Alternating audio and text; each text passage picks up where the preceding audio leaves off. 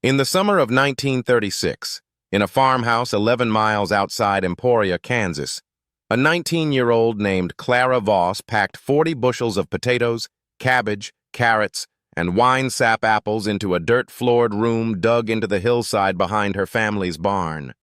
No electricity ran to that room. No compressor, no coolant line, no monthly bill. And when the last snow melted the following April, most of what she'd packed away in September was still good enough to eat. That room is still standing. I've seen the photographs.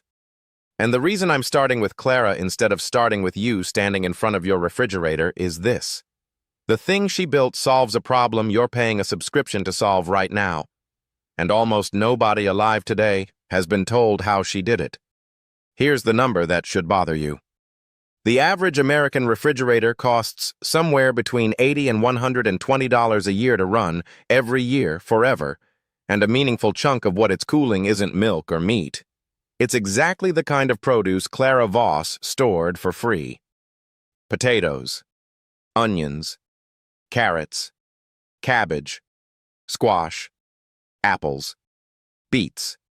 The vegetables that, left to the ground itself, want to be roughly 40 degrees and almost fully humid anyway, which is, coincidentally, precisely the environment 6 feet of earth naturally holds, 12 months a year, without a single moving part. I'm not telling you to unplug your fridge. I'm telling you that half of what's inside it doesn't need to be there, and there's a structure you can build this weekend, out of material you can find for free or close to it, that will hold that half at the right temperature and the right humidity from now until the ground itself freezes solid enough to argue with you. Music. Before I show you the dimensions, the drainage, and the exact build sequence, I need to tell you about the woman who spent 4 decades making sure this stopped being folklore and started being documented science. Her name was Ruth Ann Dietrich. She spent 38 years as a county extension agent in Story County, Iowa, starting in 1961, and for most of that career, her actual job was driving a government truck out to farms and telling people how to keep food from rotting before the rural electric co-ops finished running lines to every last property. When the lines did finish going in, most of the agents she worked alongside considered their old Cellar bulletins obsolete overnight. Ruth Ann didn't. She kept measuring. She kept a bound field notebook. I've had a copy of 2 of its pages for years, passed to me by her granddaughter, logging soil temperature at 4 different depths on the same 12 farms every single month for over 20 years after everyone else had stopped caring. What she found is the entire reason this video exists. At 4 feet below the surface in a temperate climate, soil temperature barely moves. It doesn't track the air. It doesn't spike in a July heat wave or crash in a January cold snap. It settles, and it stays settled, somewhere between 50 and 55 degrees, because dirt is a spectacularly good insulator and a spectacularly slow conductor. Go down to 6 or 7 feet, and the swing tightens even further. Ruth Ann's own notes from 1974 show a January to July variance of less than 4 degrees at that depth on undisturbed Iowa clay loam. That's the mechanism. Not folk wisdom, not a grandmother's trick. Thermal mass and soil conductivity, the same physics that keeps a cave a constant 56 degrees whether it's snowing or 105 outside. A root cellar isn't cooling your food. It's borrowing the Earth's own temperature, which barely moves, and keeping your food close enough to that mass that it stops moving too. Now, here's where I want to be completely fair to the other side of this, because I think that matters more than most people give it credit for. The refrigerator is not a scam. It solved a real problem, and it solved it better than any seller ever will for a specific category of food: dairy, raw meat, eggs, anything where bacterial. Growth above 40 degrees is a genuine safety risk, not an inconvenience. I am not going to stand here and tell you to store your milk in a hole in the ground.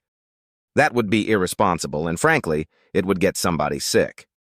The refrigerator earned its place in your kitchen. But somewhere between the 1940s and the 1960s, as rural electrification finished and appliance manufacturers had an entire nation to sell compressors to, The root cellar didn't get phased out because it stopped working. It got phased out because there was no company whose quarterly earnings depended on you knowing that dirt still works. Nobody bought a full-page ad in Life magazine for the thing under your yard that's already free. The compressor had a sales force. The hole in the ground did not. That's the whole story. Nobody conspired. There's no boardroom, no memo, no villain twirling a mustache. There was simply a machine with a marketing budget competing against a technique with none, and the technique lost the argument it was never in the room to make. Music. So let's put it back in the room. The build I'm about to walk you through is based on 3 sources. Ruth Ann Dietrich's own extension bulletins from 1968 and 1979, which I've read in full. A University of Missouri extension guide on underground food storage that's still publicly available if you want to check my numbers yourself. And roughly a dozen modern builds documented by homesteaders who've actually put shovels in the ground and reported back on what worked and what didn't. I'm not asking you to trust me blindly. I'm giving you the sourcing. Go read it yourself. Step 1. Site selection. You want a north-facing slope if you have one because it gets less direct summer sun and stays cooler at the surface, which means less heat bleeding down into your structure. You want ground that drains. Dig a test hole 2 feet down and let it sit overnight. If there's standing water in the morning, move 15 feet and try again. A cellar with a high water table will flood, and a flooded cellar is worse than no cellar at all. This single check eliminates the most common failure I see reported online, and it costs you nothing but a shovel and a night's patience. Step 2. The dimensions. For a family of 4, you're looking at roughly 8 feet by 10 feet of floor space, with a minimum of 6 feet of depth from grade to the underside of your roof structure. That depth matters. This is the whole mechanism. 4 feet gets you into the stable zone. 6 gets you comfortably inside it, with a buffer. Step 3. The walls. If you're working with a hillside, you're building into it, which means you only need to construct and insulate the exposed face, typically the south or east wall, wherever your entrance sits. Concrete block is the standard, but I've seen well-built versions using treated timber cribbing backed with heavy poly sheeting for moisture control. Either way, backfill the outside of that wall with a minimum of 8 inches of sand or dry straw before you push the earth back against it. That layer is your insulation buffer.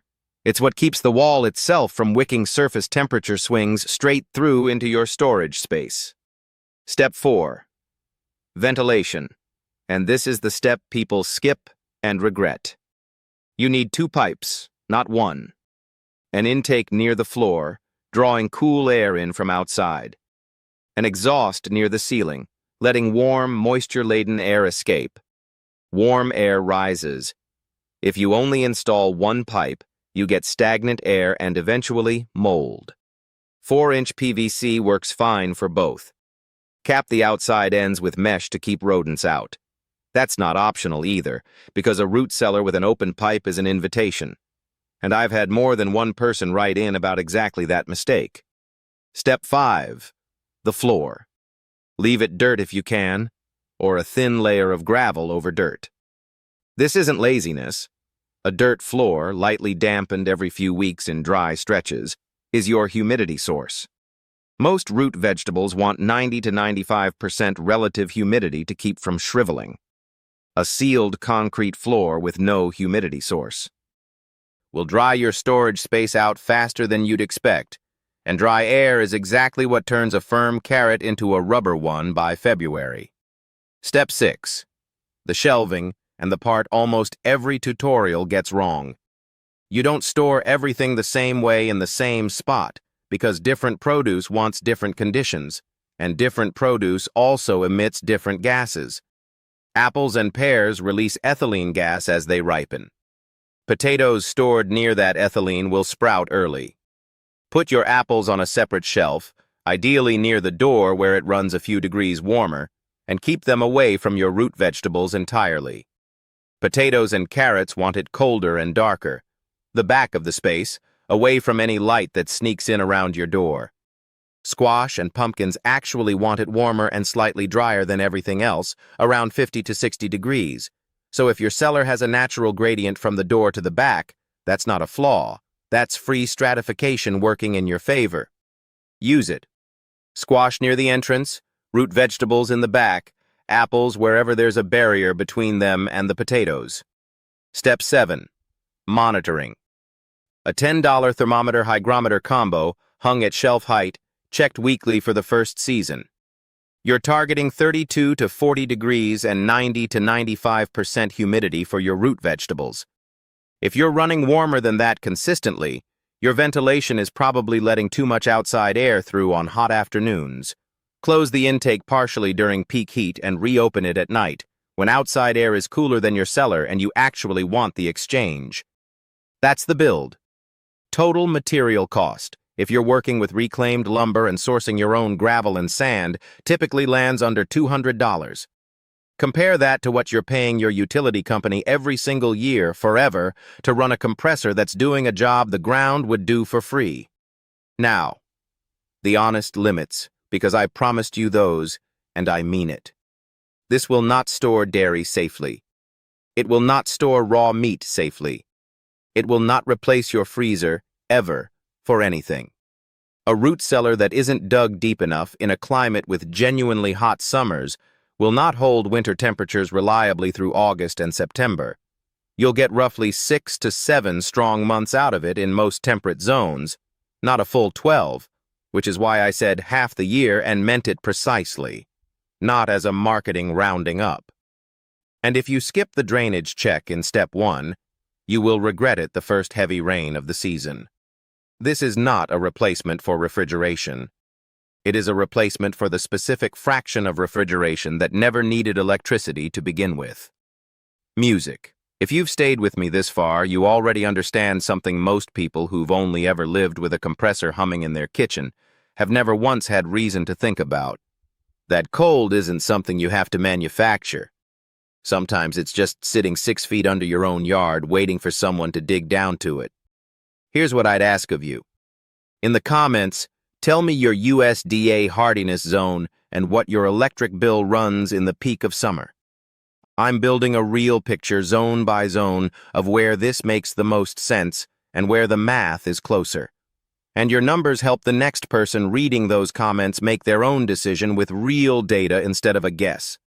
And if you want to see where this goes next, because a root cellar solves half your food storage problem, but there's a second structure built for almost nothing that solves where your water comes from when the utility can't be trusted to keep the tap running, that's what I'm opening next.